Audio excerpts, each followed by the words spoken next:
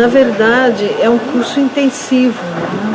E não é um curso de um dia, e ele é bem concatenado, são 5 blocos bastante importantes, são 20 horas, mas ele se educar para o digital, porque hoje nós somos fascinados pelas tecnologias, nada de errado sobre isso, mas a questão do permanecer no fascínio, muitas vezes passa por aí a ausência de a gente se educar.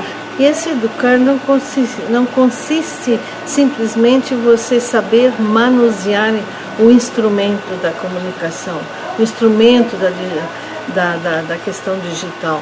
É importante que o ser humano seja educado. Então, o que é o ser humano, ou quais são os desafios para o ser humano no meio de toda essa cultura digital que nós vivemos? Então, o curso ele vai trabalhando sempre assim para a centralidade do ser humano. E a centralidade são, então, o que educar, por que educar, qual é a presença que a igreja nos pede a partir dos eixos de evangelização, quais são os compromissos, nem bem os compromissos, mas o refletir sobre o ser humano no meio de toda essa questão, por exemplo, das redes. Então, a mensagem do Papa, por exemplo, para o Dia Mundial das Comunicações desse ano, fala justamente assim, das redes sociais às comunidades humanas. Então, não é simplesmente de você continuar essa falta digamos assim, até de cristianismo nas redes sociais, com esse estado beligerante que nós estamos vivendo, onde um responde para o outro, e tem ódio, e tem isso, qual é a presença de igreja no sentido cristão, não institucional, simplesmente, né? De você estar numa rede, por exemplo. Tem que educar-se para isso. Essa educação, ela tem que ir ao encontro de um novo sujeito que nós vivemos agora, né? Nas relações, na maneira de aprender, na maneira de ensinar, é outra metodologia.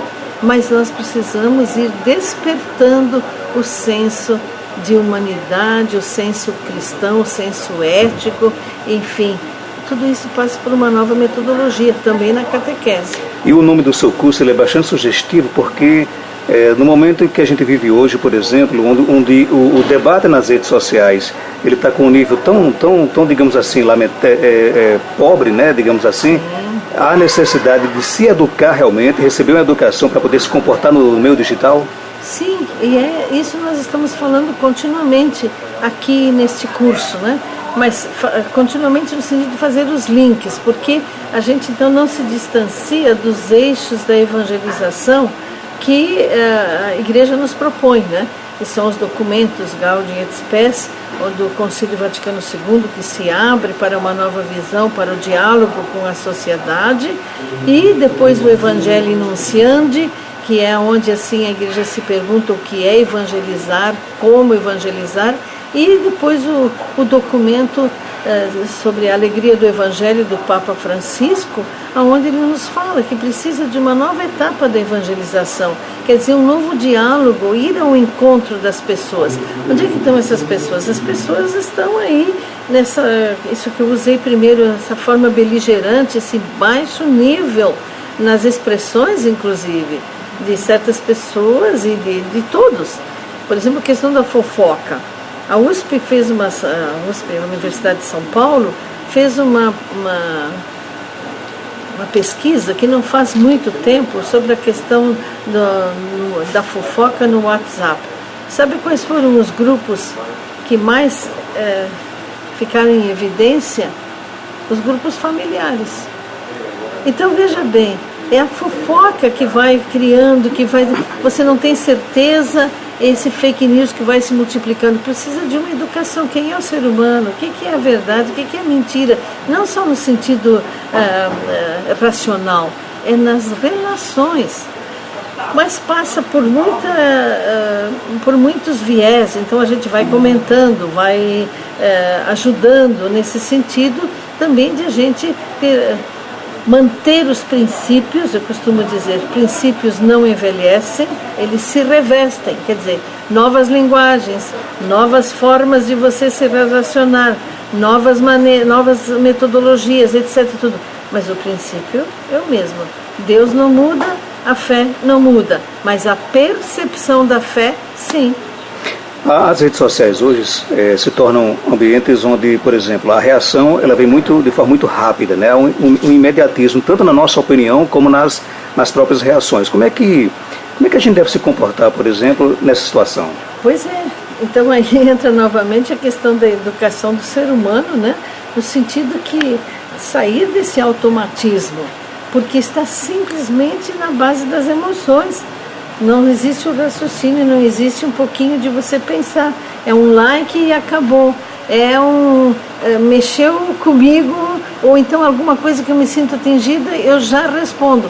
Não entra um pouquinho nem se fala em reflexão, um pouquinho de ponderação para isso. Então eu acho que a nossa afetividade, as nossas emoções estão muito à flor da pele, precisa do equilíbrio da pessoa.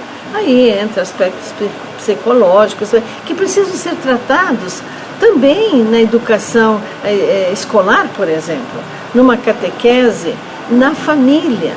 O Papa Francisco fala a respeito das fake news, por exemplo, de começar já na parte infantil. A gente diz o Papa Francisco, porque então uma autoridade, etc. Mas nós também podemos perceber, desde criança, não é simplesmente uma brincadeira, né? Como é que a gente já vai incutindo essa questão? Não é verdade, é mentira.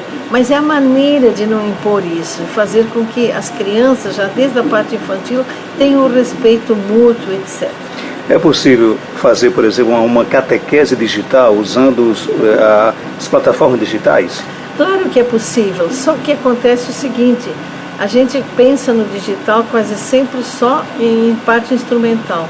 Isso o Papa Francisco também vem chamando a atenção.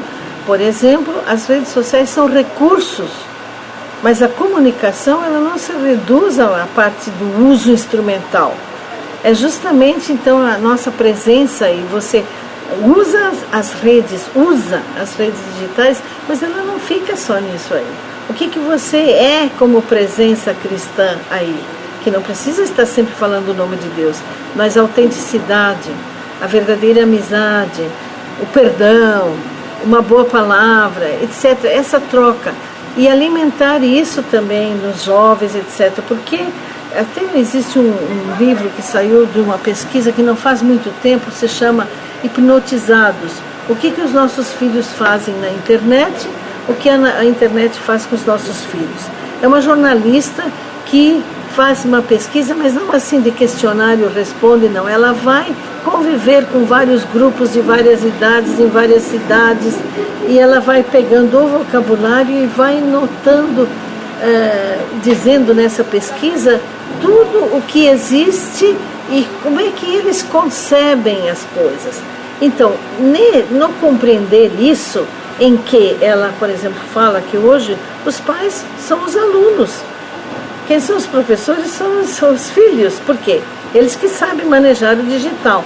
Então, quando os pais vão falar de um valor, vou te ouvir outra vez, porque quem sabe sou eu. Então, existe toda uma metodologia em que você também, por exemplo, como pai, você se interessa por aquilo que o filho está fazendo, mas não como inquisição, mas como participação. O que está rolando nas redes sociais hoje? E vai conversando com ele tudo. O momento que ele está sentindo os pais, a mãe, sei lá, numa conversa de mesa, envolvido nisso. Amanhã, quando você fala um valor, ele vai aceitar, porque você já passou a fazer parte do universo dele. Então, isso significa um pouco de metodologia que a gente vai.